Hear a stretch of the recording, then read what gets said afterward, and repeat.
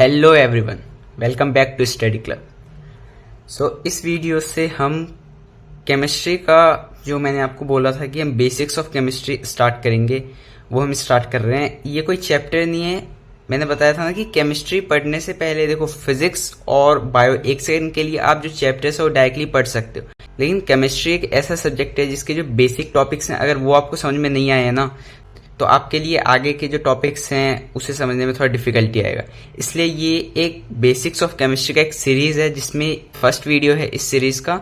इसका धीरे धीरे और भी इस सीरीज के वीडियोस आते रहेंगे, लेकिन इस वीडियो से हम बेसिक्स ऑफ केमिस्ट्री का फर्स्ट लेक्चर स्टार्ट कर रहे हैं। ठीक है, so without wasting time let's start our lecture. Topic start करने से पहले हम सबसे पहले समझते हैं कि केमिस्ट्री क्या है।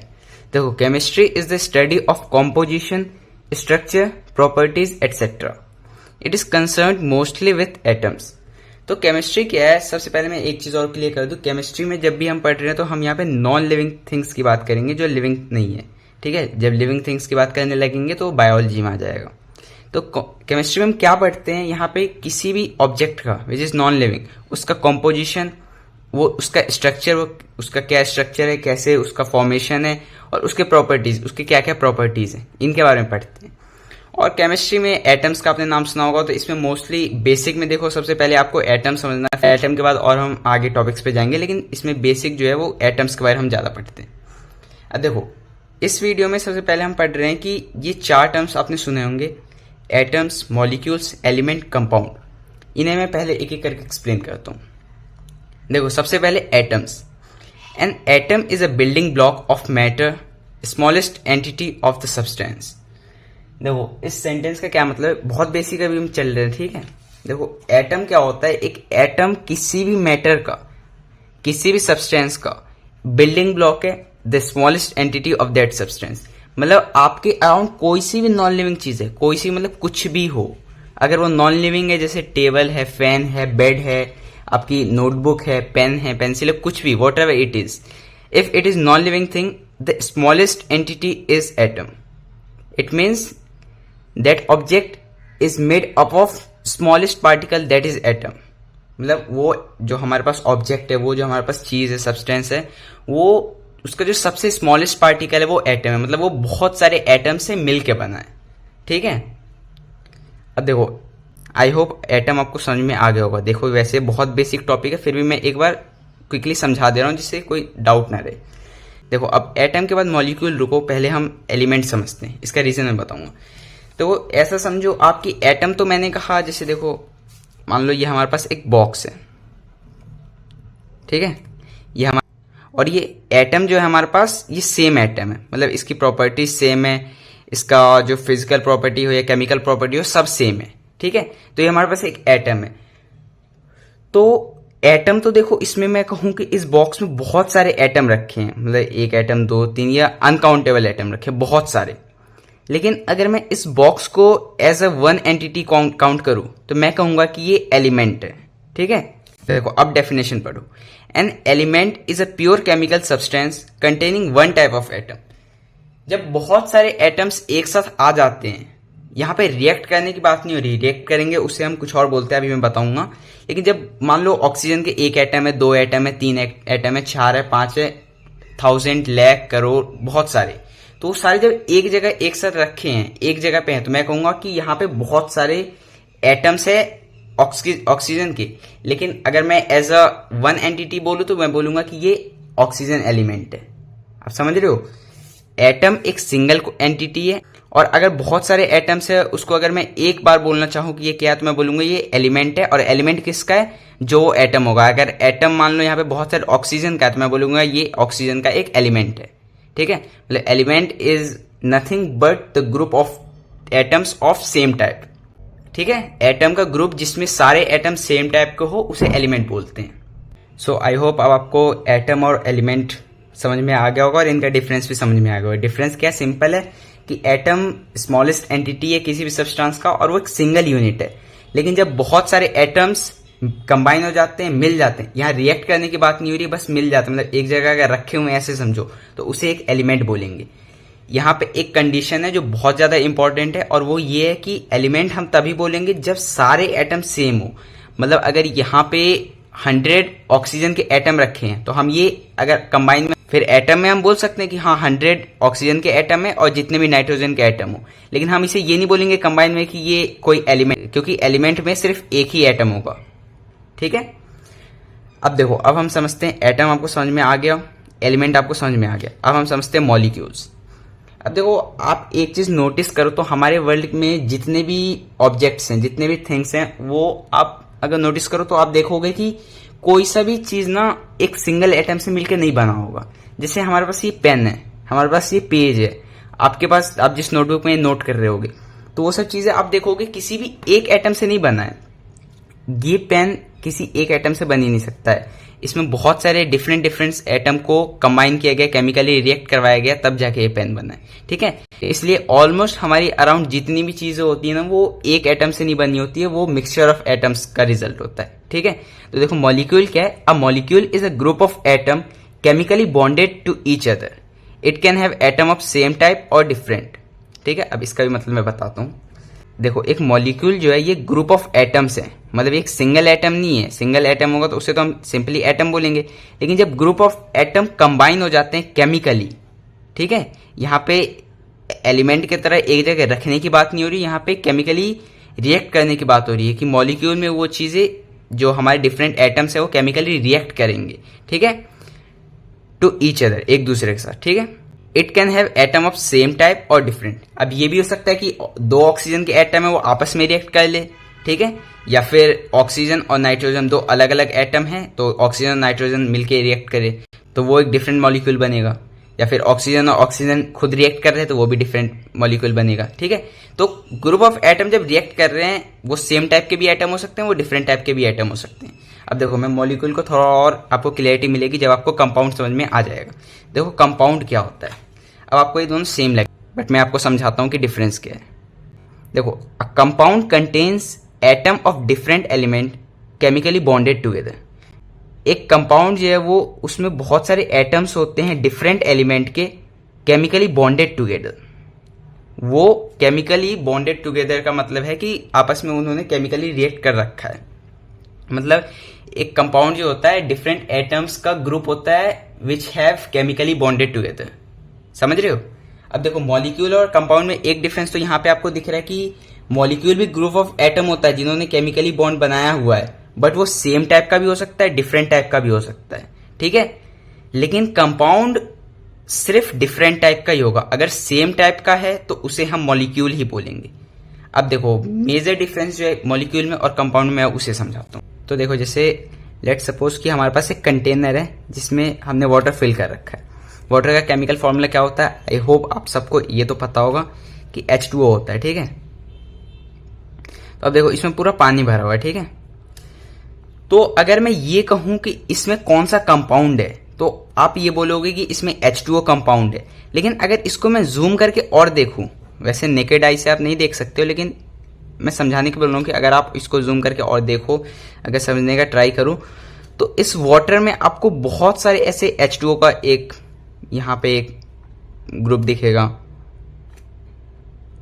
यहाँ पे H2O का दूसरा ग्रुप दिखेगा, यहाँ पे H2O का तीसरा, ऐसे ही मिलियंस ऑफ H2O होगा।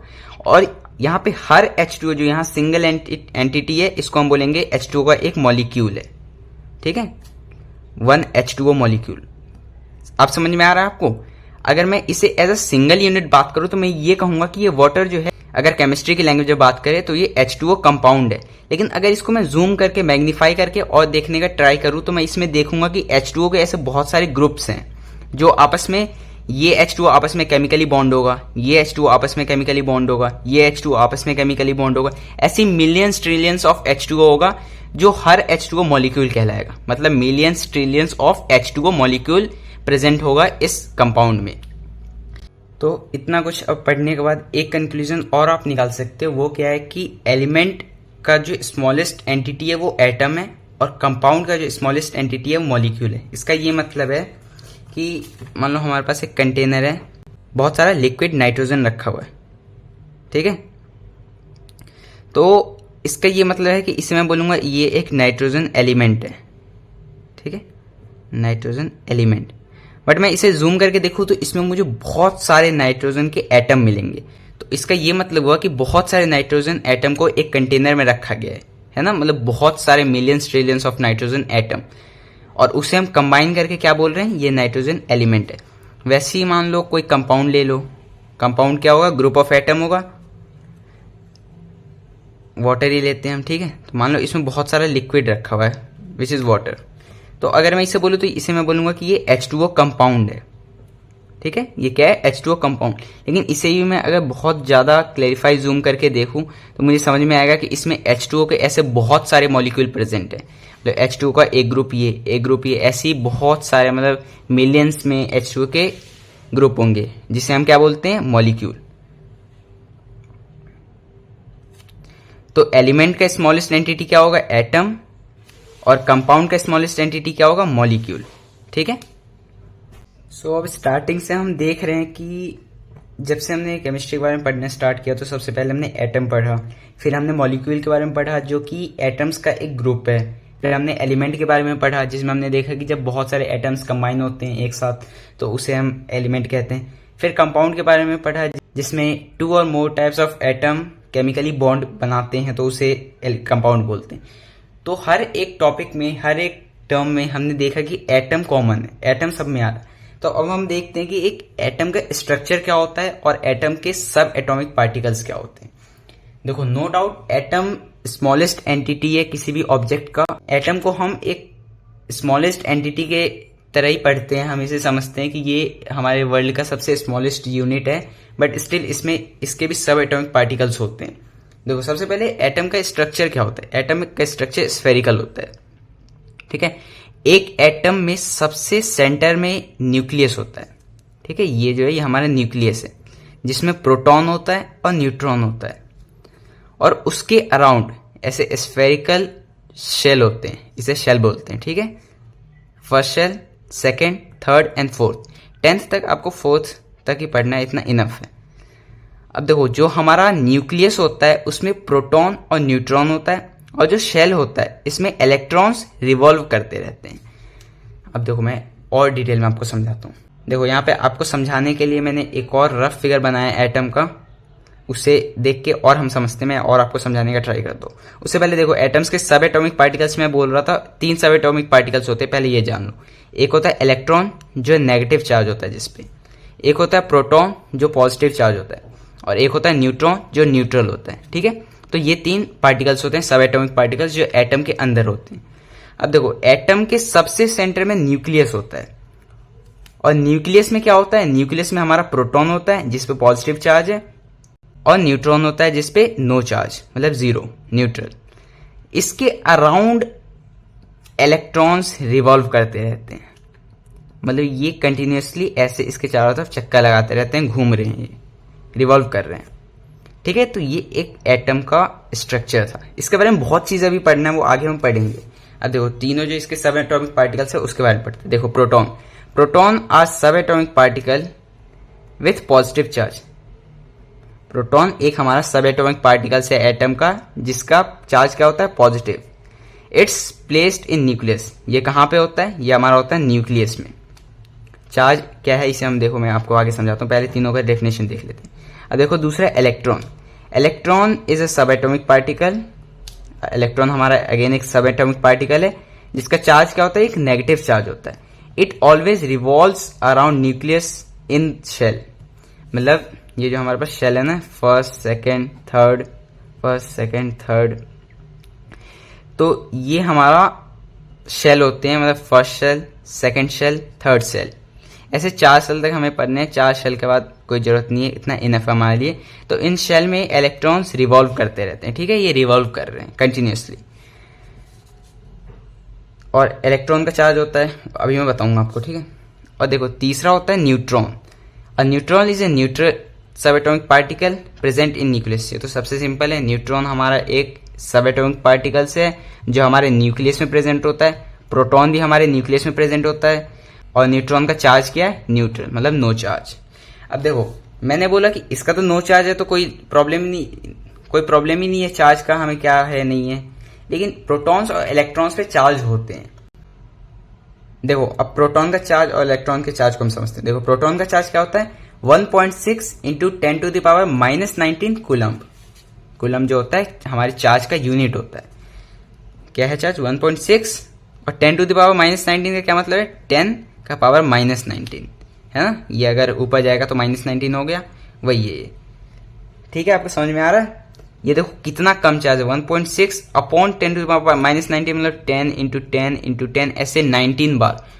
और ये डिवाइड किसको कर रहा है, 1.6 को। देख रहे हो आप, ये 19 टाइम्स है और ऊपर 1.6 है, तो ये कितना छोटा चार्ज है। और इसका यूनिट तो कूलम होता है और ये पॉजिटिव है। ठीक है, और इलेक्ट्रॉन का सेम चार्ज होता है 1.6 इंटू 10 टू पावर -19 कूलम, लेकिन ये नेगेटिव है क्योंकि इसका चार्ज क्या होता है, नेगेटिव होता है और ये पॉजिटिव होता है। अब इसका चार्ज की वैल्यू क्या है, 1.6 इंटू 10 टू पावर -19 और अगेन इसका सेम है।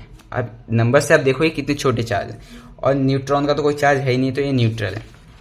अब देखो दो और चीजें हैं, न्यूक्लियस। न्यूक्लियस क्या होता है, region located at centre of atom containing neutron and proton. मैंने समझा दिया है, एक ऐसा रीजन जो सेंटर ऑफ एटम में लोकेटेड होता है जिसमें न्यूट्रॉन्स और प्रोटॉन्स रहते हैं।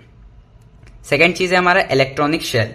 ये जो हमारा शेल है ना, इसे इलेक्ट्रॉनिक शेल बोलते हैं। Region located at outermost area where electrons revolve.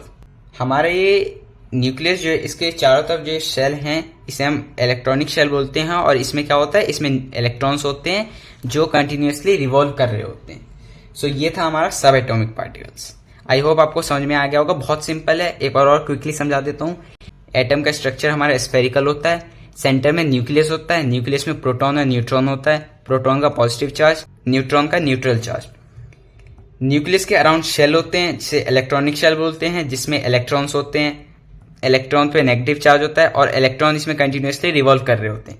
Proton और न्यूट्रॉन न्यूक्लियस में ही रहते हैं, तो इसकी कोई मूवमेंट नहीं है, ये एक जगह स्टेबल है। इलेक्ट्रॉन कंटिन्यूसली रिवॉल्व कर रहे होते हैं आउटर शेल में। ठीक है, प्रोटॉन का चार्ज होता है 1.6 into 10 to the power -19 coulomb. Electron का भी सेम चार्ज होता है 1.6 into 10 to the power -19 coulomb. Difference क्या है, साइन का, ये नेगेटिव होता है, ये पॉजिटिव होता है। सो दिस वाज सब एटॉमिक पार्टिकल्स। बहुत बेसिक है, बहुत सिंपल है। सो आई होप आपको आज जो हमने पढ़ा कि केमिस्ट्री के बेसिक्स जो हमने टर्म्स पढ़े, एटम्स, मॉलिक्यूल्स, एलिमेंट्स, कंपाउंड, फिर हमने एटम का एक स्ट्रक्चर पढ़ा, उसके सब एटॉमिक पार्टिकल्स पढ़े, उसके प्रॉपर्टीज पढ़े, बेसिक प्रॉपर्टीज। तो आई होप आपको ये सारी चीजें बहुत अच्छे से समझ में आ गई होंगी। आई वांट कि आप फिर से एक बार इन चीजों को रिवाइज करो, फिर से माइंड में रिट्रीव करो कि आपने अभी क्या पढ़ा, क्या समझा। इससे आपकी रिवीजन और अच्छी हो जाएगी और चीजें और आपको अच्छे से समझ में आ जाएंगी। ठीक है, सो इस वीडियो के लिए इतना ही। बहुत बड़ा वीडियो नहीं बनाइए, छोटा सा वीडियो है। एंड मैं ट्राई करूंगा कि ये जो हमारा सीरीज है इसमें छोटे छोटे वीडियोज में डालूं, जिससे बहुत ज़्यादा प्रॉब्लम ना आए कि बहुत ज़्यादा लेंदी वीडियो ना बन जाए। आई होप आपको ये पसंद आया होगा, इजी लगा, इंटरेस्टिंग था। आपके जो डाउट्स हैं, कन्फ्यूजन होंगे केमिस्ट्री को लेके, आई होप वो सारे अब क्लियर हो रहे होंगे। आगे वीडियोज़ में और क्लियर होते रहेंगे, इसकी गारंटी मैं दे रहा हूँ। ठीक है, सो अगर आपको वीडियोज़ पसंद आते हैं तो आप इसे लाइक कर दिया करो, सब्सक्राइब कर लो चैनल को और अपने फ्रेंड्स के साथ और शेयर करो, जिससे आप दूसरों की भी हेल्प करो। So thank you so much for watching this video. इसके बाद हम इसके और आगे टॉपिक्स पढ़ेंगे। Till then keep studying, keep learning. Thank you.